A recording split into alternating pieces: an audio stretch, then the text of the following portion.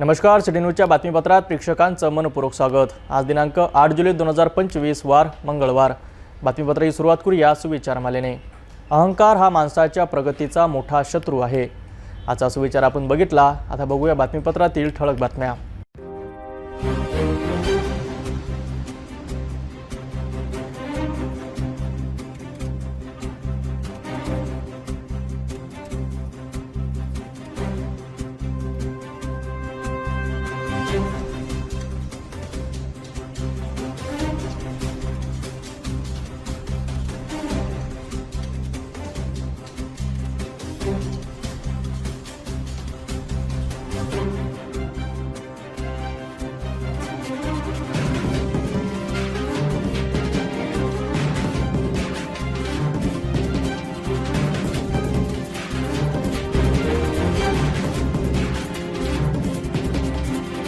आपण ठळक बातम्या बघितल्या। आता घेऊ एक छोटासा ब्रेक।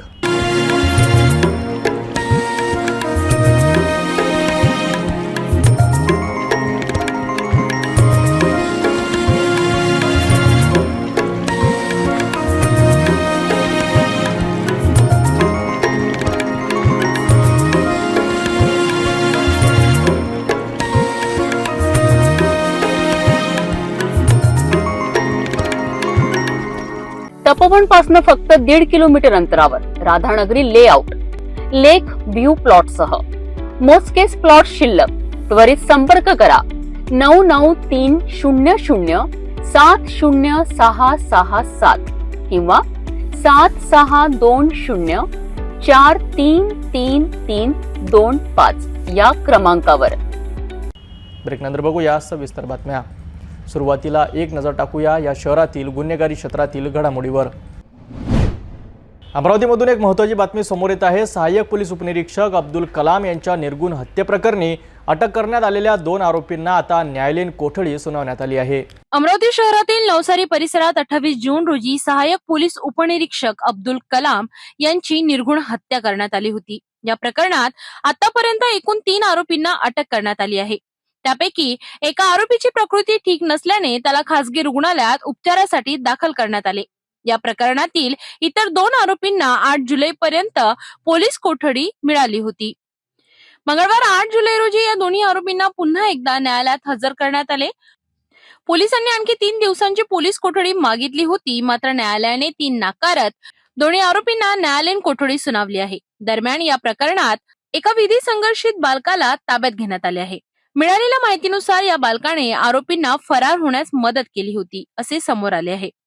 आता या बालकाकडून तपासात कोणती नवीन माहिती समोर येते हे पाहणे महत्त्वाचे ठरेल। एका पोलीस अधिकाऱ्याच्या दिवसाढवळ्या हत्येनंतर पोलीस खात्यात व सामान्य नागरिकांमध्ये भीतीचे वातावरण निर्माण झाले आहे। गाडगेनगर पोलिसांवर या प्रकरणाचा तातडीने छडा लावण्याचा दबाव वाढला आहे। या प्रकरणातील पुढील घडामोडीवर आमचं लक्ष असेल।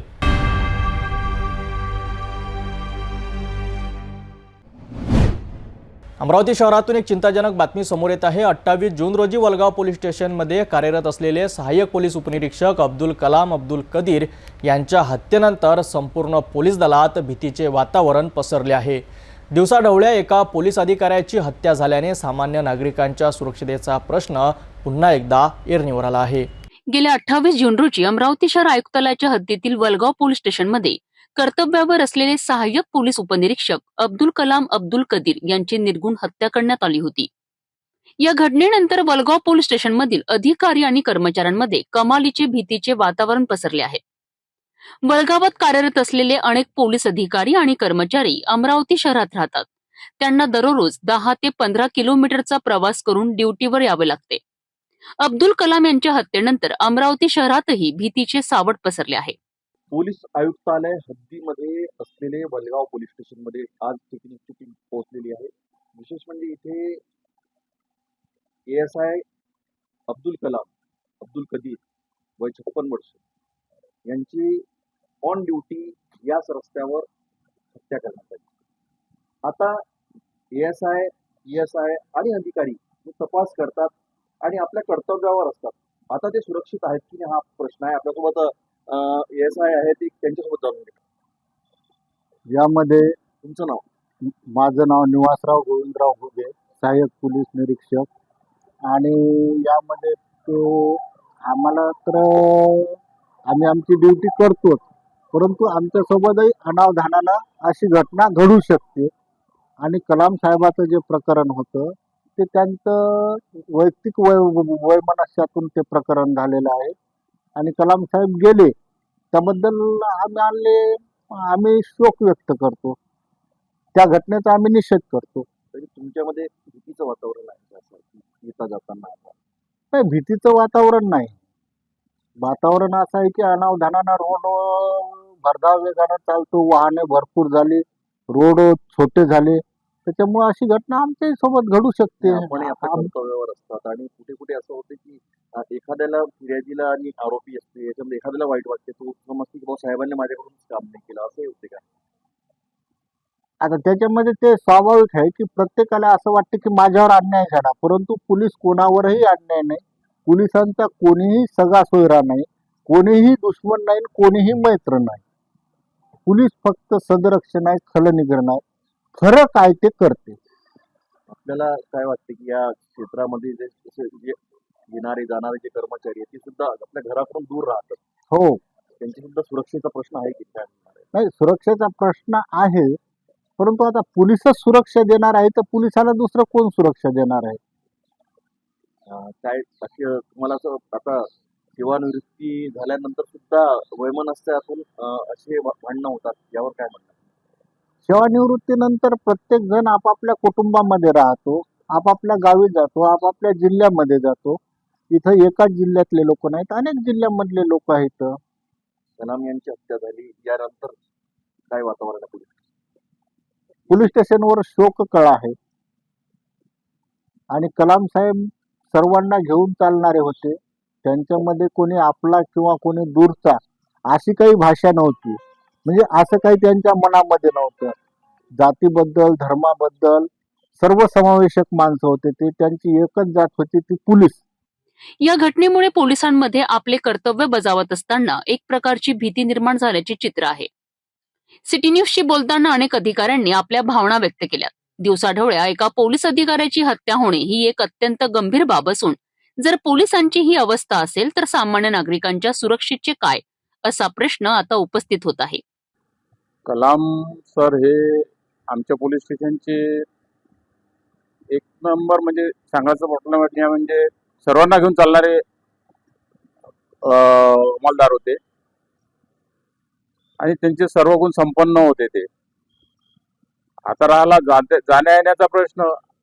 आता इथे बरेचसे तक्रारदार येतात, कोणाचं तक्रारीचं निवारण होते किंवा कोणाचं कारवाई होते. जाण्या येण्यात आमच्या पोलीस स्टेशनच्या जवळजवळ अमरावतीपासून 15 किलोमीटर अंतर आहे. जाण्या येण्याचा आम्हाला आता मधात कोणी काय करेल याची पण मनात भीती असतेच. हो, आपण जर मनात कोणाचं इथं पोलीस स्टेशनला त्याला जर न्याय भेटला नाही तर तो आपला कुठंतरी काहीतरी करेल असं अशी मनात भीती प्रत्येक पोलिसाच्याच मनात असते. आमचं अंतर पोलीस स्टेशन 10 ते 15 किलोमीटरचं आहे. घरापासून निघाल्यानंतर आम्हाला थोडी मनात भीती असतेच. कलाम यांच्या हत्येनंतर काय चित्र आहे? काय काय वाटतं? सर्व आमच्या वलगाव पोलीस स्टेशनच्या मनात तसेच आयुक्तालयात पण भीतीचेच वातावरण निर्माण झालेले आहे पोलिसांच्या मनात. कुटुंबाचे लोक काय म्हणतात? आता कुटुंबाचे मुलं, घरचे लोक म्हणतात का बा थोडे सांभाळून जा, व्यवस्थित नोकरी करा, कोणता दिवस सांगून येत नाही, असे ते आम्हाला रोजच सांगतात. पोलिसांपेक्षा गुन्हेगारी करणाऱ्यांची दहशत वाढली आहे का, असाही सवाल या निमित्ताने निर्माण झाला आहे. वलगाव पोलीस स्टेशनमध्ये असणारे सहाय्यक पोलीस उपनिरीक्षक अब्दुल कलाम अब्दुल कदीर यांची दिवसाढवळ हत्या करण्यात आली आणि हत्येनंतर या वलगाव पोलीस स्टेशनमध्ये त्यांना श्रद्धांजली आणि इथे बोर्डही आपल्याला दिसत आहे. परंतु आता जे पोलीस उपनिरीक्षक आहेत, सहाय्यक पोलीस उपनिरीक्षक आहे, यांच्यामध्ये कुठेतरी भीतीचं वातावरण निर्माण आहे आणि कुठेतरी आता त्याच्या कुटुंबांनासुद्धा, त्याच्या कुटुंबियांनासुद्धा ही चिंता असते की बा आमचे घरचे जो कर्ता पुरुष आहे आपल्या कर्तव्यावर आहे, केव्हा घरी पोहोचणार, या विषयावर अमरावतीचे आमदार सुलभाताई खोळके यांनी सुद्धा विधानसभेमध्ये प्रश्न उचललेला आहे आणि कुठेतरी अमरावतीमध्ये भीतीचं वातावरण आहे असं माहीत पडत आहे. मी कॅमेरा पर्सन धीरज नितेश किल्लेदार, सिटी न्यूज, अमरावती. या घटनेमुळे कायदा आणि सुव्यवस्थेवर प्रश्नचिन्ह निर्माण झाले आहेत. या प्रकरणाचा सखोल तपास करून दोषींना कठोर शिक्षा मिळावी अशी मागणी नागरिकांकडून होत आहे. आम्ही या बातमीवर लक्ष ठेवून आहोत. पुढील अपडेटसाठी पाहत रहा सिटी न्यूज. हॉलीक्रॉस स्कूल ते डॉक्टर बाबासाहेब आंबेडकर पुतळ्यापर्यंतचा सिमेंटचा काँक्रीट रस्ता गेल्या 1.5 वर्षापासून रखडला आहे. या अर्धवट कामामुळे नागरिकांना, विशेषतः शाळकरी विद्यार्थ्यांना पावसाळ्यात मोठ्या अडचणींचा सामना करावा लागत आहे. या समस्येवर आपण सविस्तर प्रकाश टाकणार आहोत. बडनेरातील होलीक्रॉस स्कूल ते अशोकनगर डॉक्टर बाबासाहेब आंबेडकर यांच्या पुतळ्यापर्यंतच्या सिमेंट काँक्रीट रस्त्याचे रुंदीकरण काम गेल्या 1.5 वर्षांपासून अत्यंत संथ गतीने सुरू आहे. अनेक शाळांचे विद्यार्थी आणि नागरिकांची या रस्त्यावर मोठ्या प्रमाणात वर्दळ असते. या ठिकाणी कंत्राटदाराने तात्पुरती माती टाकून रस्ता सपाट करण्याचा प्रयत्न केला. मात्र पावसाळ्यामुळे या मातीचा मोठा चिखल झाला, ज्यामुळे अनेक वाहनांचे घसरून अपघात झाले आणि अनेक चालक व शाळकरी विद्यार्थी जखमी झाले होते. आता मात्र नागरिकांच्या तक्रारीवरनं सिटी न्यूजच्या माध्यमातून सिटी न्यूज प्रतिनिधी मच्छिंद्र भटकर यांनी हा प्रश्न उचलून धरला. सिटीच्या बातमीची दखल घेत मनपा प्रशासन खडबडून जागे झालेत आणि रखडलेल्या कामाच्या जागी माती काढून तात्पुरता मुरुम टाकून शाबासकी मिळवली. मात्र जर मातीऐवजी आधीच मुरुम टाकला असता तर एकाच कामासाठी 2 वेळा खर्च टाळला असता आणि नागरिकांनाही नाहक त्रास झाला नसता. लाखो रुपये खर्चून रस्त्याची निर्मिती होत असली तरी नागरिकांना या रखडलेल्या कामामुळे अत्यंत त्रास सहन करावा लागत आहे. या तात्पुरत्या डागडुजीनंतर रखडलेले काम लवकरात लवकर पूर्ण करावे अशी अपेक्षा व्यक्त केली जात आहे. तर होती बडनेरा रस्त्याच्या रखडलेल्या कामाची सद्यस्थिती. नागरिकांच्या मूलभूत सुविधांबाबत प्रशासनाने अधिक गांभीर्याने लक्ष देणे गरजेचे आहे. आता नवनियुक्त मनपा आयुक्त सौम्या शर्मा यावर काय भूमिका घेतात हे पाहणे महत्त्वाचं ठरेल. परतळा अंजनगाव मार्गावर झालेल्या भीषण अपघातात नवल वेअर हाऊसचे संचालक अश्विन अग्रवाल यांचा दुर्दैवी मृत्यू झाला आहे. या अपघातात 3 मुलेही जखमी झाली आहेत. दुपारी 12 वाजताच्या सुमारास परतवाड अंजनगाव मार्गावर नवल वेअर हाऊसचे संचालक अश्विन शरद अग्रवाल यांच्या दुचाकीचा भीषण अपघात झालाय. मागून वेगाने येणाऱ्या एका दुचाकीने त्यांच्या दुचाकीला धडक दिल्याने हा अपघात घडलाय. हा अपघात इतका भीषण होता की त्यात अश्विन अग्रवाल यांना गंभीर दुखापत झाली आणि त्यांचा दुर्दैवी मृत्यू झालाय. या घटनेनंतर काही काळ अंजनगाव मार्गावर वाहतूक कोंडी झाली होती. या घटनेची माहिती मिळताच पोलीस तत्काळ घटनास्थळी दाखल झालेत. या अपघातात 3 मुलेही जखमी झाली असून त्यांना उपचाराकरिता तातडीने अचलपूर येथील उपजिल्हा रुग्णालयात पाठवण्यात आले आहे. उपजिल्हा रुग्णालयात शवविच्छेदन केल्यानंतर अश्विन अग्रवाल यांच्या पार्थिवावर हिंदू स्मशानभूमीत अंत्यसंस्कार करण्यात आले. यावेळी परिसरातील अनेक प्रतिष्ठित नागरिक आणि व्यापारी मोठ्या संख्येने उपस्थित होते. या दुःखदायक घटनेने परतवाडा परिसरात शोककळा पसरली आहे. तर जखमी मुलांवर उपचार सुरू असून त्यांची प्रकृती स्थिर असल्याची माहिती मिळत आहे.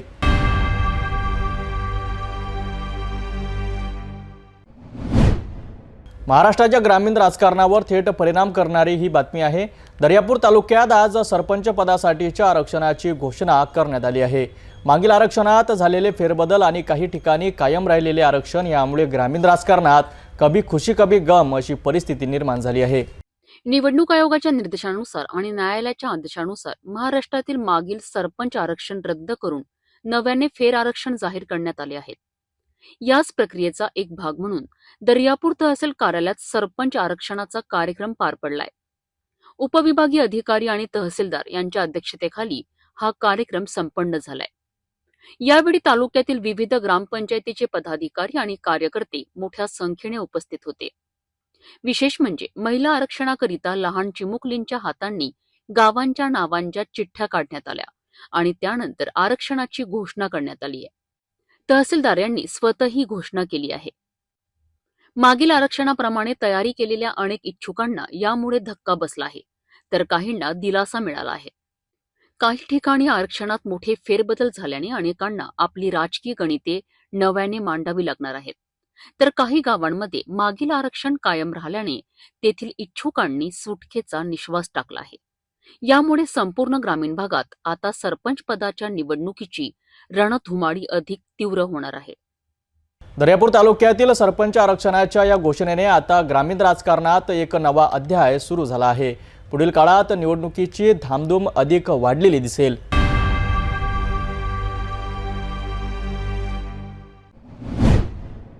आज आपण एक अशा घटनेबद्दल बोलणार आहोत जिथे माणुसकी आणि कर्तव्यपरायणता याचा एक अनोखा संगम पाहायला मिळाला.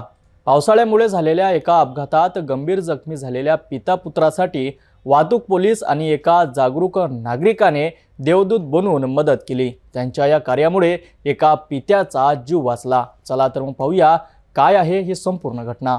धामणगाव रेल्वे तालुक्यात सध्या जोरदार पाऊस सुरू आहे.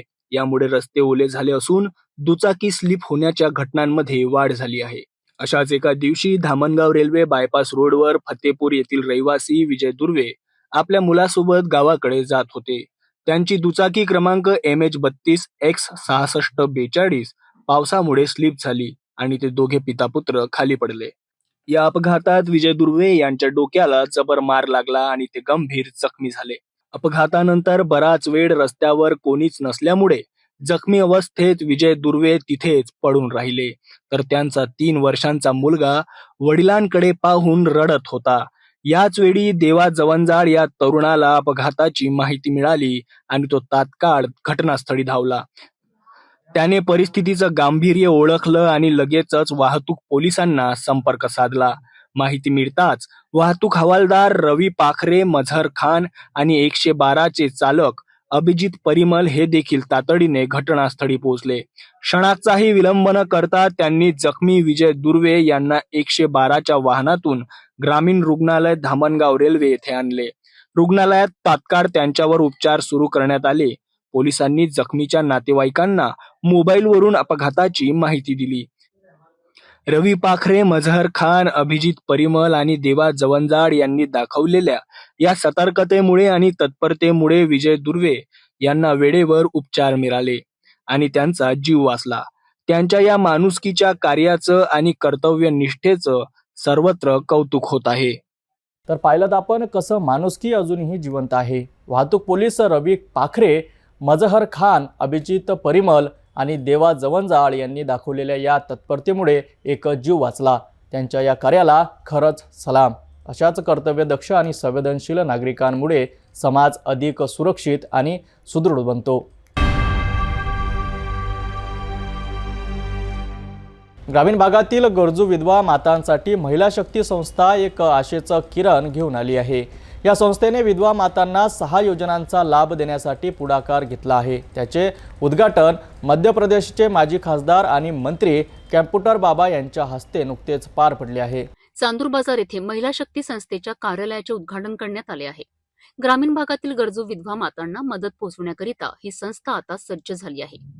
गेल्या 7 वर्षांपासून संपूर्ण भारतात कार्यरत असलेली ही योजना आता चांदूर बाजारमध्ये प्रथमच सुरू करण्यात आली आहे, अशी माहिती श्री योगी अवघट पीर जगदंबनाथ गुरु तपस्वी योगी अवघट रामनाथजी यांनी दिली आहे.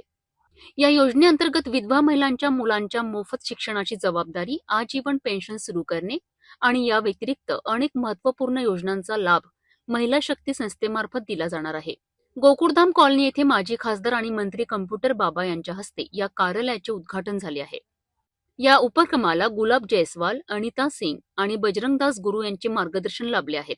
संजय पाटील उर्फ जगदंब महाराज यांना ही योजना चांदूर बाजार येथे कार्यान्वित करण्याची जबाबदारी देण्यात आली आहे. या शुभारंभावेळी 15 निराधार विधवा मातांना मदतीचा आधार देण्यात आला, ज्यातून या योजनेचा शुभारंभ झालाय. या प्रसंगी स्नेहा बाजपेयी, मिरात खडसे, राणी व्यास, आरती शर्मा, किरण शेंडे, स्नेहा शुल्का यांच्यासह मोठ्या संख्येने महिला वर्ग आणि संस्थेचे पदाधिकारी उपस्थित होते. महिला शक्ती संस्थेचा हा उपक्रम खऱ्या अर्थाने गरजू महिलांना सक्षम बनवण्याकरिता महत्वाचे पाऊल आहे. योजना है महिला शक्ति बचत गट, ऐसे ही कुछ है. मेरे को इतना जानकारी नहीं है, फिर भी मैं बोलती हूँ कि महिला शक्ति है. मैं सभी लोगों से गुंजाइश करती हूँ कि जैसा बजरंग दल चलता है, शिवसेना चलती है, इसी तरह ये महिला बचत ये गट भी ऐसा चलना चाहिए. मतलब सब लोगों की न्यू रहनी चाहिए उस प्रकार. महिला शक्ती संस्थेचा उपक्रम खरोखरच कौतुकास्पद आहे. यामुळे अनेक गरजू विधवा मातांना आणि त्यांच्या मुलांना उज्ज्वल भवितव्य मिळेल अशी आशा आहे.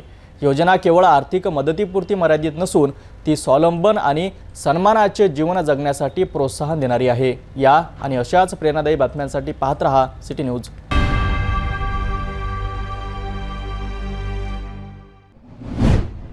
राज्यभरातील लोकशाहीला नवसंजीवनी देणाऱ्या स्थानिक स्वराज्य संस्थांच्या निवडणुकींचा बिगुल आता वाजू लागला आहे. आगामी निवडणुकीची पूर्वतयारी सुरू असून राज्य निवडणूक आयोगाने यासाठी पावले उचलली आहेत. जिल्हाधिकाऱ्यांची महत्त्वपूर्ण बैठक 10 जुलै रोजी घेण्यात येणार असून निवडणुकीपूर्व स्थितीचा सविस्तर आढावा घेतला जाणार आहे. राज्यातील सर्व राजकीय पक्ष स्थानिक स्वराज्य संस्थांच्या निवडणुकांकरिता सज्ज होत असतानाच राज्य निवडणूक आयोगाने निवडणूक व्यवस्थापनाकरिता हालचाली सुरू केल्या आहेत. याच पार्श्वभूमीवर राज्यातील सर्व जिल्हाधिकाऱ्यांना पत्राद्वारे 10 जुलै रोजी दुपारी 12 वाजता व्हिडिओ कॉन्फरन्स बैठकीसाठी बोलवण्यात आले आहे. मुंबई शहर आणि उपनगर वगळून इतर सर्व जिल्ह्यातील निवडणूकपूर्व स्थिती, मतदार यादी, मतदान केंद्रांची आखणी यंत्रणा, मनुष्यबळ यांचा सविस्तर आढावा यावेळी घेण्यात आलाय. या बैठकीचा उद्देश म्हणजे नियोजनबद्ध निवडणूक, पारदर्शक प्रक्रिया, योग्य वेळेत निवडणूक यंत्रणेची उपलब्धता यावर लक्ष केंद्रित करणे. या निवडणुकांमध्ये 32 जिल्हा परिषद, 336 पंचायत समित्या, 248 नगर परिषदा, 42 नगर पंचायती आणि 29 महानगरपालिका यांचा समावेश आहे. मात्र सध्या बैठकीत महानगरपालिका वगळून इतर संस्थांच्या निवडणुकांवर भर दिला जाणार आहे. आयोगाने स्पष्ट निर्देश दिले आहेत की सर्व जिल्हाधिकाऱ्यांनी 9 जुलैपर्यंत आवश्यक माहिती पीडीएफ फॉर्मॅटमध्ये आयोगास ईमेलने पाठवावे. या बैठकीला स्वतः राज्य निवडणूक आयुक्त अध्यक्षता करणार असून उपायुक्त राजेंद्र पाटील यांच्या सहीने विभागीय आयुक्तांना पत्र देण्यात आले आहेत. ही बैठक स्थानिक स्वराज्य संस्थांच्या निवडणुकांकरिता महत्त्वपूर्ण टप्पा ठरणार आहे.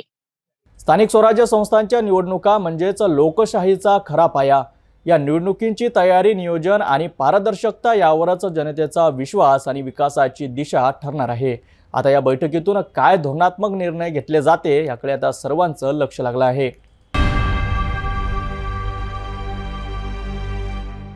भेटूया एका छोट्याशा विश्रांतीनंतर. शादी और ब्याह की शुरुआत आराधना साड़ी के साथ. Aradhana wholesale shopping mall, L2 बीझलँड कॉम्प्लेक्स, नांदगाव पेठ, अमरावती, जवाहर रोड, अमरावती. विश्रांतीनंतर पुन्हा आपले स्वागत. यवतमाळमधून एक धक्कादायक बातमी समोर येत आहे. कॉटन मार्केट परिसरात एका भोंदूबाबाने मायलेकीवर अघोरी कृत्य करत अमानुष छळ केल्याचं उघड झालं आहे. अल्पवयीन मुलीच्या तक्रारीनंतर पोलिसांनी गुन्हा दाखल केला आहे. यवतमाळ शहरातील कॉटन मार्केट परिसरातील वंजारी फैलात राहणाऱ्या महादेव परसराम पालवे नावाच्या भोंदूबाबाच्या घरी यवतमाळ शहर पोलिसांनी गोपनीय माहितीच्या आधारे धाड टाकली आहे. पोलिसांना घरातलं वातावरण आणि मायलेकींसाठी तयार केलेलं यातनागृह पाहून धक्काच बसला.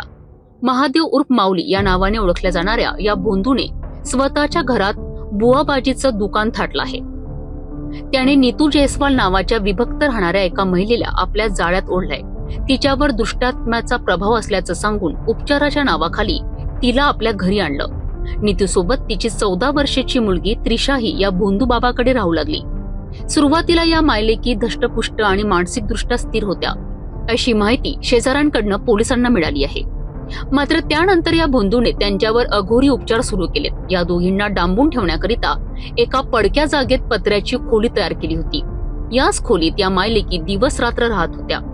त्यांना लघुशंकेसाठी बाहेरही पडता येत नव्हते. त्यांना तिथेच हा विधी करावा लागत असे. उपचाराच्या नावाखाली महादेव या मायलेकींना गरम साखळीने चटके देत होता आणि मारहाण करत होता. पोलिसांनी केलेल्या तपासणीत या दोघींच्या अंगावर मारहाणीच्या अनेक जखमा दिसून आल्यात. दुपारी 2 वाजेच्या सुमारास मला गुप्त बातमीदाराकडून कळले की यवतमाळ शहरातील वंजारी फैल या भागात एक इसम जादूटोणा कारवाई करत असल्याची खबर मिळाली. त्यावरून आम्ही सदर ठिकाणी गेलो असता तिथे एक महिला व एक मुलगी मिळून आली. त्यांच्यावर सदर इसम जादूटोणा करत असल्याची आम्हाला त्या महिलेकडे पाहून आणि मुलीकडे पाहून खात्री पटली. त्यांच्या अंगावरील चट्टे, डाग यावरून आमची निश्चित झाले की हे जादूटोण्याचा प्रकार आहे. त्यावरून आम्ही पुढील कारवाई केलेली आहे. त्यामध्ये काही रोख रक्कम, जादूटोण्याचं साहित्य मिळालेलं आहे. आता फिर्याद घेऊन गुन्हा दाखल करण्याची प्रक्रिया सुरू आहे. इतर कोणतं साहित्य म्हणतात जसं अघोरी जे कृत्य केलं जाते, काही नवरत्नाचे कडे किंवा अंगठी आणि देवाच्या मूर्ती, बावली असं सापडलेलं आहे. नावाची मुलगी आहे, तिचेच फिर्यादीवर आपण गुन्हा दाखल केलेला आहे. तिने आपल्या फिर्यादमध्ये सुद्धा सांगितलेलं आहे, मागील 6 ते 7 महिन्यापासून मला इथे डांबून ठेवलं होतं. वेगळ्या रूममध्ये नेऊन माझ्यावर तो जादूचे प्रयोग करायचा. मला टॉयलेटला सुद्धा टॉयलेटमध्ये जाऊ देत नव्हता. असे इतर अनेक तर बरेच त्याच्यावर शरीरावर तिच्या जादूचे प्रयोग केलेले आहेत. पीडित मायलेकींना पोलिसांनी शासकीय रुग्णालयात वैद्यकीय तपासणीसाठी दाखल केले आहे. त्यांच्यावर अघोरी उपचारासोबतच बंधू महादेवने शारीरिक अत्याचार केले का याचीही तपासणी केली जाणार आहे. त्रिशाच्या तक्रारीवरून बंधू बाबाविरोधात बाल संरक्षण अधिनियम आणि जादूटोणा कायद्यानुसार यवतमाळ शहर पोलिसांनी गुन्हा दाखल केला आहे. या प्रकरणाचा अधिक तपास पोलीस करीत आहेत. पुढील अपडेटसाठी पाहत रहा सिटी न्यूज.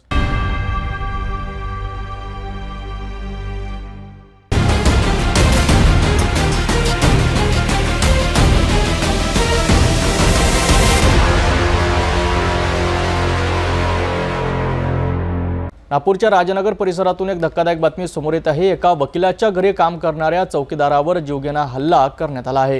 या प्रकरणी अज्ञात आरोपीविरुद्ध गुन्हा दाखल करण्यात आला आहे. एक आर्यन जयराम मेश्राम वय 22 ते 23 वर्ष, राहणार छिंदवाडा बालाघाट, हा इथे वॉचमनची ड्युटी करत होता. वॉचमन असताना ती एक कन्स्ट्रक्टिव्ह साईट होती, तिथं बिल्डिंग कन्स्ट्रक्शनचं काम सुरू होतं. बिल्डिंगचं काम झालेलं आहे आणि आता इंटेरियरचं काम सुरू होतं. हा झोपलेला असताना एका अज्ञात इस्माने येऊन त्याच्या डोक्यावर मारलेला आहे. त्यावरून जशी आम्हाला माहिती मिळाली आम्ही तात्काळ त्याला मेयोला दाखल केलेला आहे. सध्या तो तरुण याला ट्रॉमामध्ये शिफ्ट केलेला आहे आणि ट्रॉमा येथे त्याचा उपचार सुरू आहे आणि पुढील तपास API विठोले करीत आहे. वर मजूर काही UPचे मजूर जे इंटेरियर डेकोरेटरचे काम करतात ते जवळपास 10 मजूर झोपलेले होते आणि पाऊस पण भरपूर सुरू होता. सकाळी त्यांच्यापैकी एक जण जो खाली लघवी करण्यासाठी आला तर त्याने बघितलं हा पडलेला दिसला आणि याच्या डोक्यातून रक्तस्राव सुरू आहे. त्यावरून मग त्यांनी आरडाओरड केली आणि बाजूलाच असलेल्या सीताराम मठमधले एक गृहस्थ आले आणि मग त्यांनी ऑटो वगैरे बोलवून त्यांना मिळवलं, त्या मुलाला नेलं होतं. सध्या तरी या अँगलनी आणि इतरही अँगलनी आम्ही तपास करत आहोत. जर जोरू जमीन या तिन्ही गोष्टीचा आम्ही तपास करत आहोत सध्या, पण अजूनही त्याला होश आला नाही आहे आणि काही तांत्रिक तपास सुरू आहे. सदर पोलिसांकडून या प्रकरणाचा तपास सुरू असून हल्लेखोरांना लवकरच अटक केली जाईल अशी अपेक्षा आहे.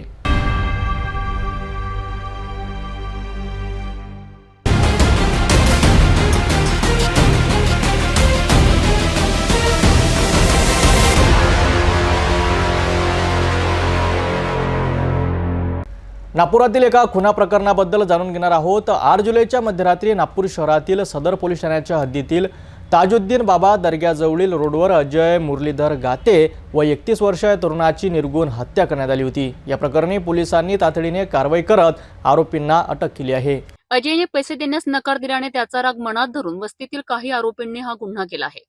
आरोपी करण यादव, अमन यादव, अखिलेश, अनुप, मुकेश आणि त्यांचे इतर साथीदार यांनी संगनमत करून कट रचला. त्यांनी अजयवर चाकू, दगड आणि विटांनी हल्ला केला. या हल्ल्यात अजयच्या शरीरावर, पोटावर आणि चेहऱ्यावर गंभीर जखमा झाल्यात आणि यातच त्याचा मृत्यू झालाय. या प्रकरणी 32 वर्षीय फिर्यादी अमित मुरलीधर गाते यांनी सदर पोलीस ठाण्यात तक्रार दाखल केली आहे. सहाय्यक पोलीस निरीक्षक मांढरे यांनी तातडीने दखल घेत आरोपींविरुद्ध गुन्हा दाखल केलाय. पोलिसांनी जलद गतीने तपास सुरू करत आरोपींचा शोध घेतला आणि आरोपी अखिलेश ज्ञानेश्वर कंगाली वय 24 वर्ष व 20 वर्षीय अनुप उर्फ करण जय कणोजिया आणि 19 वर्षीय मुकेश उर्फ अमन चैतू उईके यांना अटक केली आहे. या संदर्भात वरिष्ठ पोलीस निरीक्षक मनीष ठाकरे यांनी माहिती दिली आहे. घटना रात्रीची अशी आहे की एक अजय मुरलीधर गाते याचा रात्री 12:30 ते 1च्या दरम्यान ताजुद्दीन रोड खदान गोंडोना चौकच्या जवळ याचा काही गुंड लोकांनी त्याचा खून केला. त्यावरून फिर्यादीचा त्याच्या ज्या भावाच्या रिपोर्टवरून पोलीस स्टेशन सदर येथे 425/25 कलम 103, 119 आणि इतर कलमासहित गुन्हा दाखल केलेला आहे आणि त्या गुन्ह्याच्या तपासात आम्ही तात्काळ 3 आरोपी अटक केलेले आहे. एक अखिलेश कंगाले, अनुज आणि एक उईके नावाचा. आणि सध्या तपास सुरू असल्याने जी FIR मध्ये सांगितले आहे की काही पैशाचा वाद होता आणि त्या पैशाच्या वादावरून 8 ते 10 लोकांनी त्याला मारलेले आहे. जो मयत आहे त्याच्यावर पोलीस स्टेशन जरीपटका येथे खुनाचा गुन्हा दाखल आहे 2021चा आणि आरोपीपैकी जो कंगाली आहे त्याच्यावर एक 324 दाखल आहे आणि एक दारूचा गुन्हा दाखल होता. त्याला पोलीस स्टेशन सदर यांनी 170 जुने CRPC 151 प्रमाणे अटक केले होते आणि त्याच्यावर 110ची प्रतिबंधक कारवाई करण्यात आलेली होती. एकंदरीत तपासामध्ये आता प्राथमिक तपासामध्ये जो कनोजिया आहे अनुज कनोजिया याचा आणि मृतकचा तेथे वाद झाला आणि त्याचे जे मित्र होते इतर 2 मग त्यांनी त्यांच्यावर असॉल्ट केला.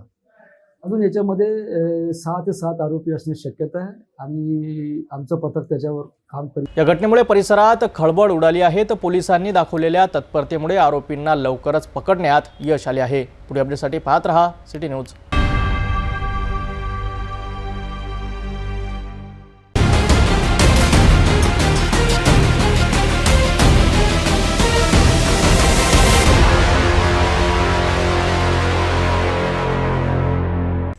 नागपूर पोलिसांच्या घरफोडी विरोधी पथकाला मोठं यश मिळालं आहे. तर अंबाझरी पोलीस ठाण्यात नोंद झालेल्या एका गुन्ह्याच्या समांतर तपासात मध्य प्रदेशातील 3 सराईत घरफोडी करणाऱ्या आरोपींना ताब्यात घेण्यात आलं आहे. या कारवाईमुळे नागपूर शहरातील घरफोडीचे 4 आणि एक वाहन चोरीचा 1 असे 5 गुन्हे उघडकीस आले आहे. पोलिसांनी दिलेल्या माहितीनुसार अंबाझरी पोलीस ठाण्यात दाखल असलेल्या गुन्हा रजिस्टर क्रमांक 370च्या तपासादरम्यान घरफोडी विरोधी पथकाने मध्य प्रदेशातील 3 सराईत गुन्हेगारांना ताब्यात घेतलाय. यात उमरठी जिल्हा बडवानी येथील शेरसिंग त्रिलोकसिंग चव्हाण वय 23 वर्ष, दीपक सिंग केला सिंग बरनाला वय 24 वर्ष आणि बलसूद जिल्हा बलडाणी येथे राहणारे प्रकाश सिंग जगदीश सिंग कलमा वय 20 वर्ष यांचा समावेश आहे. या आरोपींकडून अंबाझरी पोलीस स्टेशनमधील 1,70,000च्या मुद्देमालापैकी 17,000 रुपयांचा मुद्देमाल जप्त करण्यात आलाय. तसेच त्यांच्या चौकशीतून इमामवाडा, सक्करदरा आणि कोतवाली पोलीस स्टेशनमधील प्रत्येकी 1 घरफोडीचा गुन्हा उघडकीस आला आहे. ज्यात सोन्याचे दागिने, चांदीचे दागिने आणि मोठी रोकड चोरीला गेली होती. या गुन्ह्यांमध्ये गुरुचरण सिंग जुनेजा आणि मोहन सिंग नुरबिंग सिंग चावला या इतर आरोपींचा सहभाग असून त्यांच्याकडे चोरीचा माल असल्याचे आरोपींनी सांगितले आहे. याशिवाय मूर्तिजापूर पोलीस स्टेशनमध्ये नोंद असलेली 50,000 रुपयांची होंडा युनिकॉर्न मोटरसायकल चोरीचा गुन्हाही उघडकीस आणण्यात आला असून ती मोटरसायकल जप्त करण्यात आली आहे. एकूण 88,200 रुपयांचा मुद्देमाल जप्त करण्यात आला आहे. ज्यात 7,000 रुपये रोख, सोन्याचे दागिने, एक OnePlus मोबाईल, दुचाकी नंबर प्लेट, लोखंडी हत्यारे आणि चोरीची मोटरसायकल यांचा समावेश आहे. जप्त केलेला मुद्देमाल आणि आरोपींना पुढील कायदेशीर कारवाईकरिता अंबाझरी पोलीस ठाण्याच्या ताब्यात देण्यात आला आहे. नागपूर पोलिसांच्या या कामगिरीमुळे शहरात घडणाऱ्या घरफोडी आणि वाहन चोरीच्या गुन्ह्यांवर अंकुश बसण्यास नक्कीच मदत होईल. या प्रकरणाचा पुढील तपास सुरू आहे. नागपूरमधून एक अत्यंत दुःखद बातमी समोर येत आहे, जिथे एका निष्पाप मुलाचा दुर्दैवी मृत्यू झाला आहे. कळमना पोलीस ठाण्याच्या हद्दीत घडलेल्या या घटनेने परिसरात हळहळ व्यक्त होत आहे. नागपूर जिल्ह्यातील कळमना पोलीस ठाणे हद्दीत पावनगाव येथे देव हाईट या इमारतीत एक हृदयद्रावक घटना घडली आहे. 6 जुलै रोजी सायंकाळी 4 वाजताच्या सुमारास 12 वर्षीय जयेश रवींद्र बोकडे हा मुलगा आपल्या मित्रांसोबत खेळून 5व्या मजल्यावरील आपल्या घरी जात होता. मात्र जिण्यामध्ये एक बेवारस कुत्रा त्याच्यावर भुंकू लागला. कुत्र्याला पाहून जयेश घाबरला आणि पळू लागला. याच गडबडीत तो 6व्या मजल्यावरील कॉमन खिडकीतून खाली पडला. गंभीर जखमी अवस्थेत त्याला तातडीने पारडी येथील भवानी हॉस्पिटलमध्ये नेण्यात आले, परंतु डॉक्टरांनी त्याला मृत घोषित केले. या घटनेनंतर कळमना पोलिसांनी अकस्मात मृत्यूची नोंद केली आहे. पोलीस उपनिरीक्षक गिराम हे या प्रकरणाचा पुढील तपास करीत आहेत. पोलीस स्टेशन कळमना हद्दीत पावनगाव रोड येथे एक फ्लॅट स्कीम आहे देव हाईट्स. त्या बिल्डिंगमध्ये 5व्या माळ्यावर ईश्वर कुंभारे, त्याची पत्नी आणि त्याचे 2 मुलं असे सोबत राहतात. दिनांक 6-7 रोजी 1600 वाजता दरम्यान खाली बिल्डिंगच्या खाली लहान मुलं खेळत होते आणि खेळणं झाल्यानंतर ते आपापल्या घरी पायऱ्यांवरून पळत जात असताना यातील मृतक मुलगा जयेश वय 12 वर्ष हा पायऱ्यांवरून पळत जात असताना त्याच्या हातात एक छोटी काठी होती. मध्ये कुठेतरी त्याच्यावर कुत्रा भुकला, त्यामुळे तो कुत्र्याला घाबरून वर पळत जाऊन खिडकीवर चढला आणि त्या खिडकीच्या याच्यातून स्लायडिंगमधून तो खाली पडला आणि त्याचा मृत्यू झाला. मृत्यू झाल्यानंतर त्याला खाली पडल्यानंतर त्याला प्रथम भवानी हॉस्पिटलमध्ये नेलं. भवानी हॉस्पिटलमध्ये त्याचे उपचार करून त्याला मेयोमध्ये नेण्यात आलं, पण तिथे डॉक्टरांनी त्याला मृत घोषित केलं. त्यानंतर पोलीस स्टेशनला अकस्मात मृत्यू दाखल करण्यात आला. काल त्याचं PM होऊन त्याचं पार्थिव शरीर त्याच्या आईवडिलांच्या ताब्यात देण्यात आलेलं आहे. अधिक तपास सुरू आहे. मुलगा 12 वर्षाचा आहे, पण त्याला प्राण्यांप्रती प्रेम होतं असं आजूबाजूचे लोक सांगतात. त्याच्या घरी एक छोटासा पाळीव ससा पण होता, त्याच्या वडिलांनी आणलेला होता त्याच्यासाठी. प्राण्यांबद्दल प्रेम होतं त्याला आणि तो नेहमी कुत्रे असे कोणत्याही प्राण्यावर प्रेम करायचा. वडील एक बहीण आहे त्याला 17 वर्षाची, तो 12 वर्षाचा आहे मृतक मुलगा. त्याचे वडील ट्रान्सपोर्टचा बिझनेस करतात. त्यांचे 4-5 ट्रक आहे आणि ते स्वतःच त्याचा बिझनेस करतात. खरोखरच ही घटना मन हेलकावणारी घटना आहे. निष्काळजीपणा की केवळ एक दुर्दैवी अपघात याचा तपास आता पोलीस करीत आहे. या घटनेमुळे इमारतीमधील मुलांच्या सुरक्षिततेचा प्रश्न पुन्हा एकदा ऐरणीवर आला आहे. या घटनेबद्दल अधिक माहितीसाठी पाहत रहा सिटी न्यूज.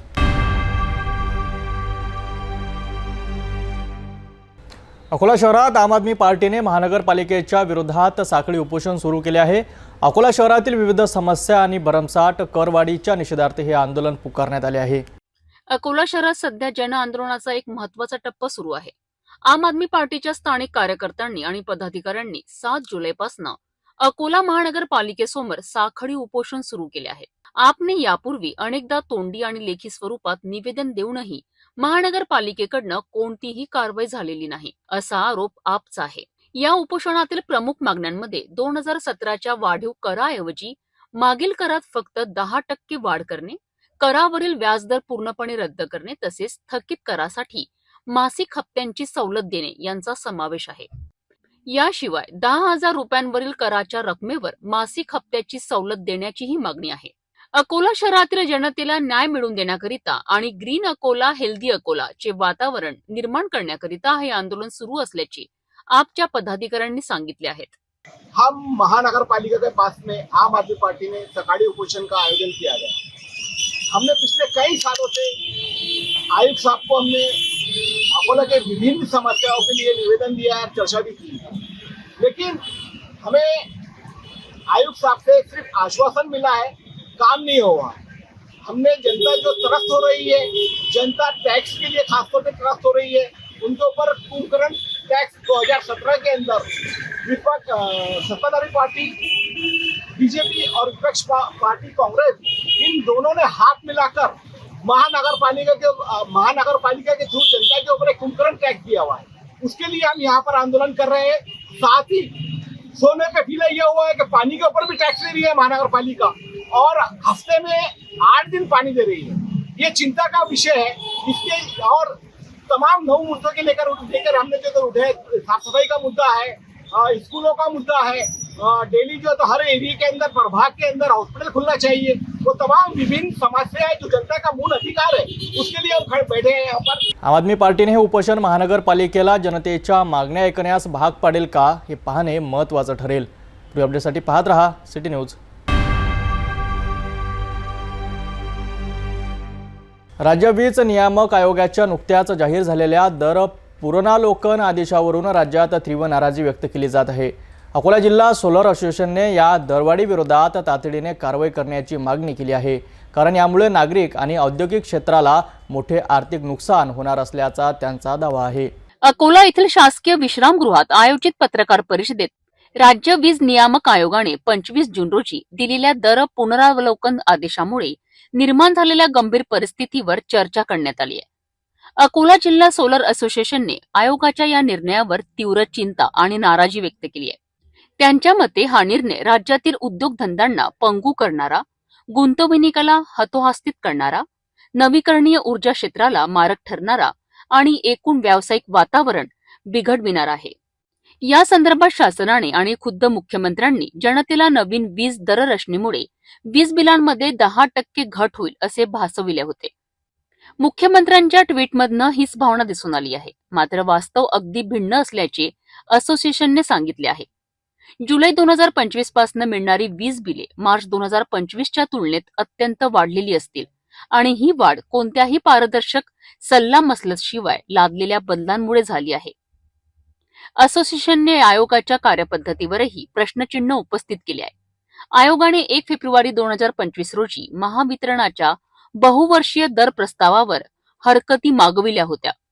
त्यावर इतका प्रचंड प्रतिसाद मिळाला की आयोगाची वेबसाईटच क्रॅश झाली. राज्यभरातील सुनावणीमध्ये महावितरणाच्या प्रस्तावातील अनेक त्रुटी स्पष्ट झाल्या होत्या.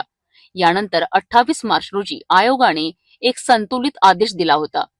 मात्र महावितरणने तत्काळ गणतीय चुका असल्याचे सांगून स्थगिती मागितली आणि पुन्हा सुधारित प्रस्ताव सादर केला. आयोगाने या सुधारित प्रस्तावाची माहिती जनतेला दिली नाही, त्यावर सुनावणीही घेतली नाही आणि 25 जून रोजी एकतर्फी आदेश दिला, जो पारदर्शकतेच्या आणि लोकशाही प्रक्रियेच्या विरोधात आहे.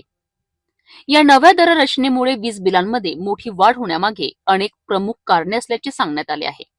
यात KVAH पद्धतीवर बिलिंग, वीज दर आणि स्थिर आकारात वाढ, मागणी शुल्कात वाढ, टाइम ऑफ डे दरात मोठे बदल, सोलर बँकिंग सुविधा हटवणे, इंधन समायोजन शुल्क शून्य गृहीत धरणे आणि मागील सवलती व सूट रद्द करणे यांचा समावेश आहे. राज्य वीज नियामक आयोगाच्या या निर्णयामुळे निर्माण झालेला असंतोष आता वाढत चालला आहे. शासन यावर काय भूमिका घेते आणि नागरिक व उद्योजकांना दिलासा मिळतो का हे पाहणे महत्त्वाचं ठरेल. अकोला शहरातील प्रभाग 18 मधून एक चिंताजनक बातमी समोर येत आहे. येथील नागरिक मूलभूत सोयीसुविधांच्या अभावी नरक यातना भोगत आहेत. रस्ते आणि गटारांच्या दुरवस्थेमुळे लोकांचे जीवनमान विस्कळीत झाले आहे. अकोला शहरातील प्रभाग क्रमांक 18 सध्या मूलभूत सोयी सुविधांकरिता गंभीर संकटातून जात आहे. हमजा प्लॉटमधील गल्ली क्रमांक 12 आणि 13, बद्र हॉलच्या मागील परिसर, गुडवाला प्लॉट परिसर, मोडकेवाडी यांसारख्या अनेक उपविभागांमध्ये परिस्थिती अत्यंत बिकट आहे. येथे ना रस्ते नीट आहे ना पाण्याचा निचारा होण्यासाठी गटारांची योग्य व्यवस्था आहे. जागोजागी पडलेले खड्डे, पाणी साचलेले आणि चिखलामुळे सामान्य नागरिकांना पायी चालणेही कठीण झाले आहेत. विशेषतः शालेय मुलांना आणि महिलांना दररोज मोठ्या अडचणींचा सामना करावा लागतोय. मुलांना शाळेत पोहोचायला त्रास होत असल्यामुळे त्यांच्या शिक्षणावरही परिणाम होत आहे. स्थानिक नागरिकांचे म्हणणे आहे की त्यांनी या संदर्भात महानगरपालिकेला अनेकदा लेखी निवेदने दिली आहेत, परंतु अद्याप कोणतीही ठोस कारवाई झाली नाही. महानगरपालिकेच्या कानावर जडूही सरकली नाही असा आरोपही लोकांनी उघडपणे केला आहे. क्षेत्रातील रहिवाशांची मागणी आहे की संबंधित प्रशासनाने तत्काळ रस्ते आणि गटार बांधणीचे काम सुरू करावे, जेणेकरून सामान्य नागरिकांना दिलासा मिळेल आणि मुलांचे शिक्षण बाधित होणार नाही. जर लवकर कारवाई झाली नाही तर नागरिकांनी आंदोलनाचा इशाराही दिला आहे.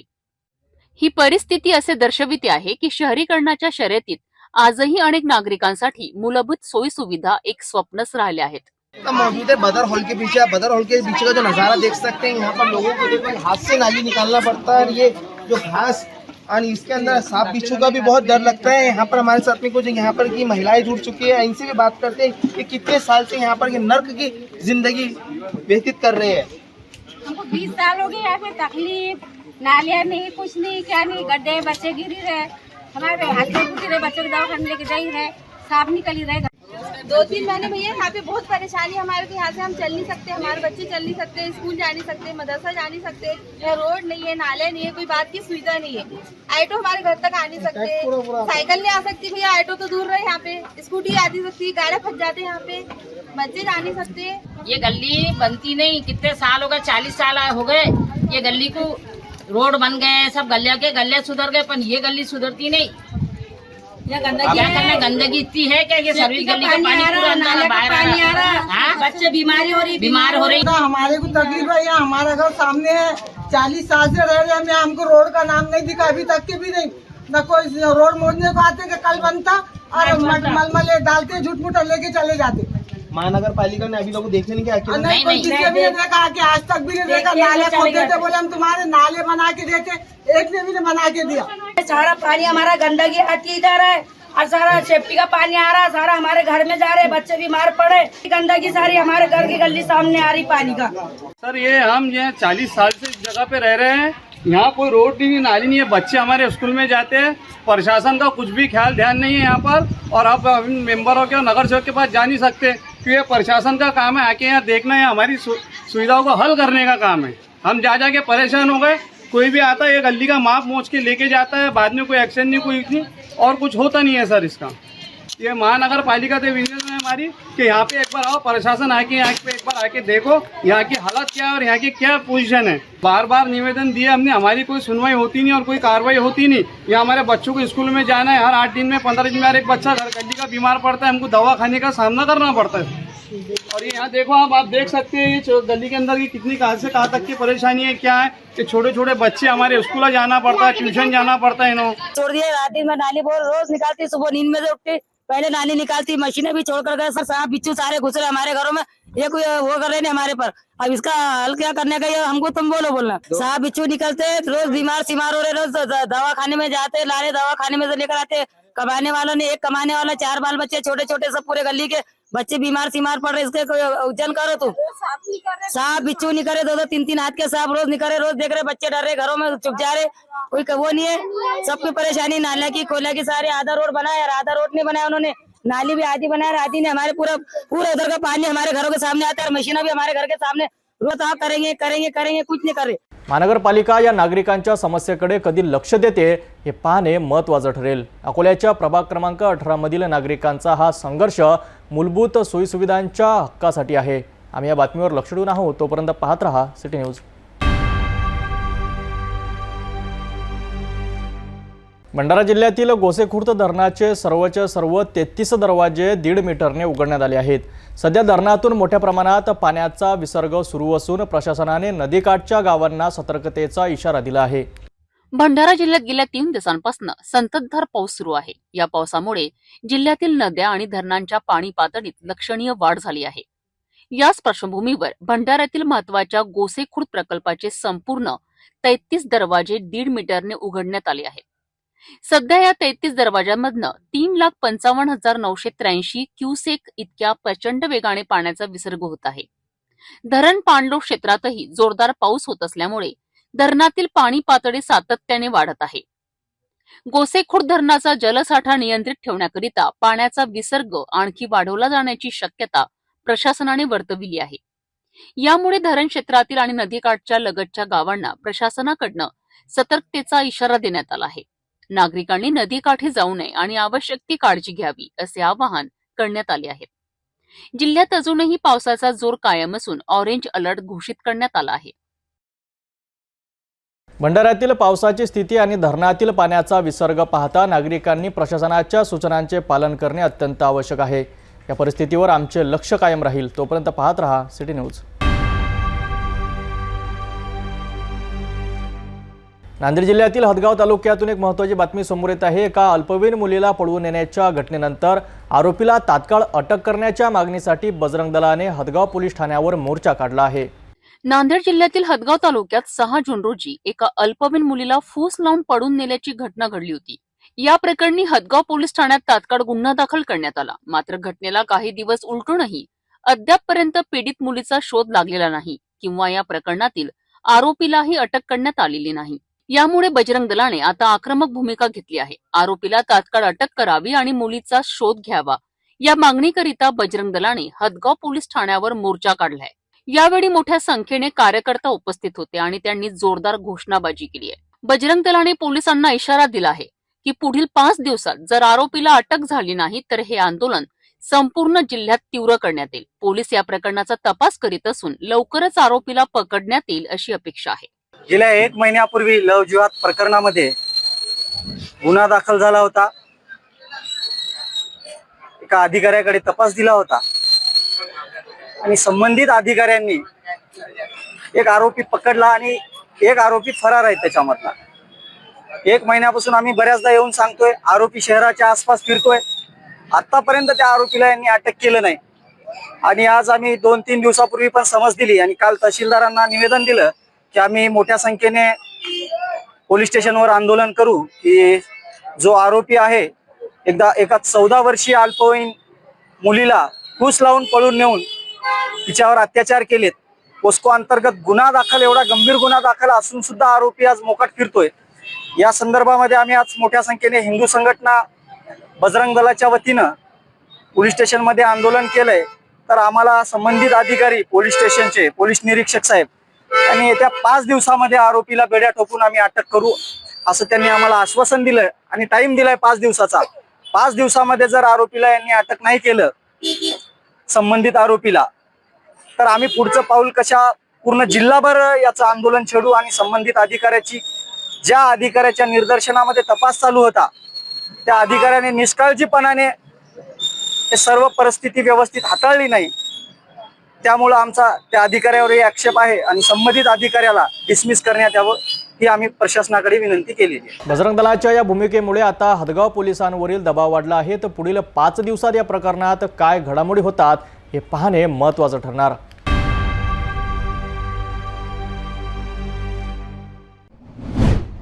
हरित क्रांतीचे प्रणेते वसंतराव नाईक यांच्या जयंतीनिमित्त अभिवादन सोहळा आयोजित न केल्याने महावितरणाच्या एका कनिष्ठ अभियंत्यावर कारवाईची मागणी करत माहूर तालुक्यातील लांजी बायपास सेवालाल महाराज चौक येथे गोर सेनेने आज तीव्र आंदोलन केले. महाराष्ट्राच्या हरित क्रांतीचे शिल्पकार आणि कृषक समाजाचे श्रद्धास्थान असलेल्या वसंतराव नाईक यांच्या जयंतीदिनी म्हणजेच 1 जुलै रोजी शासकीय कार्यालयांमध्ये कृषी दिन साजरा करण्याचे शासनाचे स्पष्ट निर्देश आहेत. मात्र वाई बाजार येथील महावितरण कार्यालयात कार्यरत कनिष्ठ अभियंता श्री कुलकर्णी यांनी जाणीवपूर्वक आणि द्वेष भावनेतून या सोहळ्याचे आयोजन केले नाही असा आरोप गोर सेनेने केला आहे. या घटनेमुळे संतापलेल्या गोर सेनेने 2 जुलै 2025 रोजी उपकार्यकारी अभियंता महावितरण कार्यालय माहूर यांना निवेदन दिले होते. त्यात कुलकर्णी यांच्या निलंबनासह महापुरुषांचा अवमान केल्याप्रकरणी फौजदारी कारवाई करण्याची मागणी करण्यात आली होती. 7 जुलै रोजी माहूर तालुक्यातील लांजी बायपास येथील सेवालाल महाराज चौकात गौर सेनेच्या वतीने रास्ता रोको आंदोलन करण्यात आले. आरोपानुसार कनिष्ठ अभियंता कुलकर्णी यांची प्रवृत्ती कट्टर मनुवादी असून त्यांनी यापूर्वीही छत्रपती शिवाजी महाराज, महात्मा ज्योतिबा फुले, डॉक्टर बाबासाहेब आंबेडकर आणि भगवान बिरसा मुंडा यांच्यासारख्या महापुरुषांच्या जयंती सोहळ्यांना शासनाचे निर्देश असूनही कधीही महत्त्व दिले नाही. 1 जुलै 2025 रोजी वसंतराव नाईक यांच्या जयंतीदिनी ते दिवसभर कार्यालयात उपस्थित होते असेही निवेदनात म्हटले आहे. आंदोलनादरम्यान गौर सेनेचे तालुकाध्यक्ष प्रफुल्ल जाधव यांच्या नेतृत्वाखाली किसन राठोड, अर्जुन आडे, मनोज कीर्तने, प्रल्हाद राठोड, यादव आडे, संदेश नायक, संदीप राठोड, विठ्ठल राठोड, कृष्णा राठोड, प्रल्हाद कारभारी, गणेश राठोड, विष्णू कारभारी, विक्रम राठोड, अर्जुन राठोड, निकेश राठोड यांच्यासह शेकडो कार्यकर्त्यांनी सहभाग घेतला. वाईचं जे MSCB ऑफिस आहे तिथे जे इंजिनियर आहे तिथे वसंतराव नाईक यांची 1 जुलै हा कृषी दिन म्हणून संपूर्ण महाराष्ट्रामध्ये साजरी केले जातात. पण हा जातीवंत कुलकर्णी नावाचा इंजिनियर जाणून बुजून ऑफिसमध्ये असताना सुद्धा तिथं हलगर्जीपणा केली आणि जयंती साजरी केली नाही आणि करून सुद्धा त्यांनी उडवाउडीचे उत्तर दिलं. त्यामुळं एवढा मोठा कारणाम झाला. त्यामुळं समाजाला इथं रस्त्यावर येण्याची वेळ आली. काय मागणी होती आपली? मागणी होती की त्यांच्यावर निलंबित करावी आणि त्यांच्यावर फौजदारी गुन्हा दाखल करावा, अन्यथा गोरसेनेच्या वतीने आम्ही आंदोलन करू. आणि जे DY साहेब आहे त्यांनी आम्हाला आश्वासन दिलेलं आहे की आम्ही त्यांची शहानिशा करू, चौकशी करू, त्यांच्यावर कारवाई करू आणि ती कारवाई केली गेली नाही, अन्यथा गोरसेनेच्या वतीनं आम्ही संपूर्ण नांदेड जिल्हा चक्काजाम करू आणि संपूर्ण महाराष्ट्रामध्ये याचा जल्लोष किंवा निषेध करण्यात येईल. या तीव्र आंदोलनानंतर अखेर वाई बाजार येथील महावितरणचे कनिष्ठ अभियंता कुलकर्णी यांनी गोर सेनेच्या पदाधिकाऱ्यांची आणि समाज बांधवांची माफी मागितली. मी माझ्या वाई शाखा कार्यालयात माझ्या कर्मचाऱ्याच्या समक्ष हरित क्रांतीचे प्रणेते वसंतरावजी नाईक यांची गेल्या वर्षी आम्ही आमच्या कार्यालयात जयंती साजरी करून याही वर्षी केलेली आहे.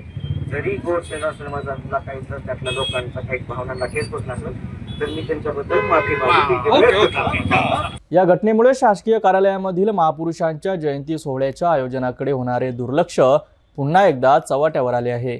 या प्रकरणी पुढील काळात काय कारवाई होते याकडे आता सर्वांचे लक्ष लागले आहे.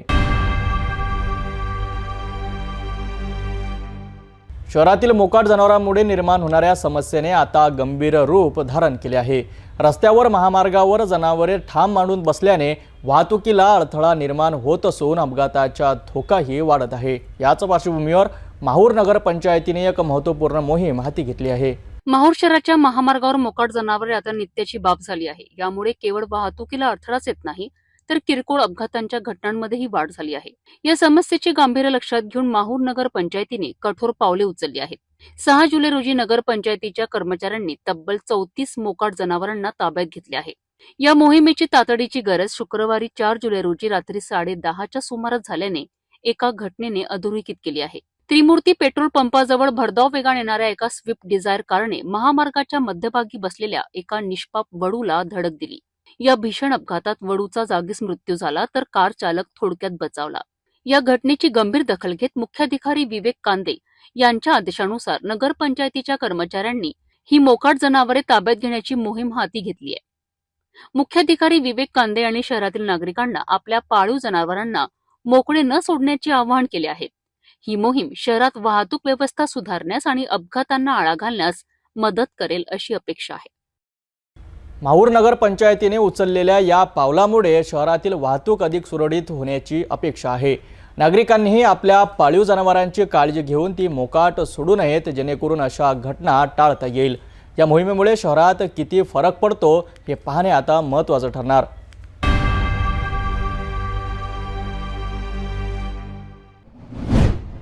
मराठवाड्याच्या शेतीत आता क्रांती घडून आणायला सज्ज झाले आहे. छत्रपती संभाजीनगर जिल्ह्यातील खुलताबाद तालुक्यात जिथे अध्यात्म आणि संस्कृतीचा संगम आहे, त्याच भद्रा मारुती मंदिरात अर्जुन ड्रोन या आधुनिक कृषी तंत्रज्ञानाचं प्रात्यक्षिक दाखवण्यात आलं. चला तर मग पाहूया या ड्रोनने शेतीत कोणती नवी पहाट आणली आहे सविस्तरपणे. छत्रपती संभाजीनगर येथील खुलताबाद तालुक्यातील ऐतिहासिक भद्रा मारुती मंदिर परिसरात आज एका महत्वाकांक्षी उपक्रमाचं आयोजन करण्यात आलं होतं. सलाम किसान संस्थेच्या वतीने शेतकऱ्यांसाठी आधुनिक कृषी तंत्रज्ञानाचं प्रात्यक्षिक दाखवण्यात आलं. या कार्यक्रमाचं मुख्य आकर्षण होतं अर्जुन ड्रोन. या ड्रोनच्या माध्यमातून शेतात फवारणी कशी होते हे शेतकऱ्यांना प्रत्यक्ष दाखवण्यात आलं. विशेष म्हणजे अवघ्या 6 ते 7 मिनिटात किमान 1 एकर शेतीची फवारणी हे ड्रोन करू शकतं हे यावेळी स्पष्ट झालं. या प्रात्यक्षिकाचा मुख्य उद्देश शेतकऱ्यांना आधुनिक कृषी तंत्रज्ञानाची माहिती देणं आणि मृदा आरोग्याचं महत्त्व पटवून देणं हा होता. अनेक प्रगतिशील शेतकऱ्यांनी यावेळी मोठ्या उत्साहात आपला सहभाग नोंदवला. सलाम किसान संस्थेचे CEO धनश्री मानधनी आणि COO अक्षय खोब्रागडे यांनी या उपक्रमाला पाठबळ दिलं. यावेळी सलाम किसान संस्थेचे मार्केटिंग मॅनेजर विक्रम तेटे आणि ड्रोन पायलट निलेश भालेराव यांनी उपस्थितांना ड्रोनच्या कार्यप्रणालीबद्दल आणि त्याच्या फायद्यांबद्दल सविस्तर मार्गदर्शन केलं. येत्या काळात हे आधुनिक तंत्रज्ञान शेतकऱ्यांसाठी अत्यंत फायदेशीर ठरणार असून त्यामुळे वेळ आणि मनुष्यबळाची बचत होणार असल्याचं त्यांनी सांगितलं. आज तुम्ही खुलताबाद शहरामध्ये आल्यात आणि हे आपल्या मागे ड्रोन दिसते, हे म्हणजे काय आहे नेमकं, याची माहिती द्या थोडी. नक्कीच. तर सर्वप्रथम मी कंपनीची माहिती देतो. माझं नाव विक्रम तेटे. हे ड्रोन सलाम किसान या कंपनीचं आहे. सलाम किसान ही एक ॲग्रीटेक प्लॅटफॉर्म आहे जी शेतकऱ्यांना शेतीमध्ये लागणाऱ्या सर्व सुविधा प्रोव्हाइड करते. त्यामध्येच आमचा एक सुविधा म्हणजे ड्रोन फवारणी. तर आम्ही महाराष्ट्रामध्ये एकूण 28 जिल्ह्यांमध्ये काम करतो. एकूण 100 ड्रोन पायलट आमचे ॲक्टिव्ह आहेत आणि तेच आम्ही खुलताबादमध्ये पण आम्ही ही सेवा पुरवतो शेतकऱ्यांना. तर हे शेतकऱ्यांसाठी कशा प्रकारे फायदेशीर आहे, म्हणजे याचा काय उपयोग काय असतो? तर हा ड्रोन आपण फवारणीसाठी वापरतो. तर शेतकऱ्यांना याचा उपयोग असा आहे की अवघ्या 9 ते 10 मिनिटामध्ये 1 एकर फवारणी होते. पाण्याची बचत होती. अवघ्या 30 ते 40% आपल्याला औषधाची बचत होते. आणि आपण बरेच वेळा बघितलं की जेव्हा पीक मोठं होतं तेव्हा शेतकऱ्यांना आतमध्ये जाता येत नाही. तर त्या याच्यामध्ये पण हे बऱ्यापैकी स्प्रे करून देतं आणि शेतकऱ्यांचं उत्पन्न वाढवतं. मग याच्यामध्ये फवारणीसाठी जे काही आपण जे हे टाकतो, केमिकल वगैरे टाकतो, हे पण तुम्ही प्रोव्हाइड करता की ते बाहेरून आणावं लागतं? तर आम्ही हे डॅश मॉडेलवरून वापरतोय. डॅशमध्ये आम्ही शेतकऱ्यांना बांधव जाऊन त्यांची सर्व्हिस देतो. याच्यामध्ये केमिकल शेतकऱ्यांचं असतं. आम्ही फक्त 700 रुपये प्रमाणे त्यांना स्प्रिंग करून देतो. समजा शेतकऱ्याला याची आवश्यकता असेल आणि आपल्या शेतीमध्ये म्हणजे आपल्या शेतीसाठी जर कायला मागवायचं असेल तर कशा प्रकारे मागवते? बरोबर. तर आपण सलाम किसान हे ॲप डाउनलोड करून तिथे शेतकरी ते बुकिंग करू शकताय आणि जर शेतकऱ्यांनी आज बुकिंग केली तर उद्यापर्यंत आम्ही त्यांच्या बांधावर जाऊन त्यांना स्प्रे करून देतो. समजा कोणाला विकत घ्यायची असेल मशीन तर काही असं म्हणजे ही विकता पण येते काय? हो नक्कीच. आता हे आम्ही विक्री पण चालू आहे. तर आम्ही फक्त ड्रोन म्हणून विकत नाही, तर आम्ही याची फ्रँचायझी देतो. तर फ्रँचायझीमध्ये आम्ही पूर्ण शेतकऱ्यांना त्याचा बिझनेस बनवून देतो. त्याच्यामध्ये आम्ही त्यांना 1000 एकरपर्यंतची ऑर्डर, ड्रोनचं इन्शुरन्स, पूर्ण कॉम्प्रिहेन्सिव्ह ट्रेनिंग हे सर्व 975मध्ये शेतकऱ्यांना प्रोव्हाइड करतो. आणि जर शेतकऱ्यांना ही फ्रँचायझी घ्यायची असेल तर सलाम किसान ॲपला व्हिजिट करून तिथे आपली इन्क्वायरी जनरेट करू शकता. त्याची साधारणतः रेट काय? आता याची किंमत 975 आहे. 975मध्ये आम्ही तुम्हाला 5 बॅटरी सेट, 1 ड्रोन, RC, 13 दिवसाची ड्रोन पायलटची training plus licence, 1 drone box आणि इन्शुरन्स देतो. तर हे होते छत्रपती संभाजीनगरमधील अर्जुन ड्रोनच्या प्रात्यक्षिकरणाबद्दल. शेतकऱ्यांच्या जीवनात तंत्रज्ञानाचा वापर करून कशी क्रांती घडवून आणता येते याचं हे उत्तम उदाहरण आहे. सलाम किसान संस्थेचा हा उपक्रम निश्चितच कौतुकास्पद आहे. दादा पुन्हा एकदा आजच्या ठळक बातम्या.